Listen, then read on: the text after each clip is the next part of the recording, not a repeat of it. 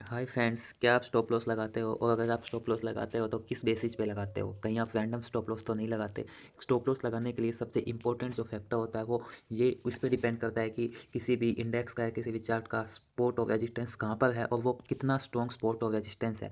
अगर let's say कोई short की ट्रेड है और अगर हमें ऊपर का स्टॉप लॉस लगाना है तो ये सबसे इंपॉर्टेंट है कि हमें रेजिस्टेंस के ऊपर ही स्टॉप लॉस लगाना है और वो रेजिस्टेंस जितनी ज़्यादा बार टेस्टेड होगा उतना ही स्ट्रॉन्ग रेजिस्टेंस होगा।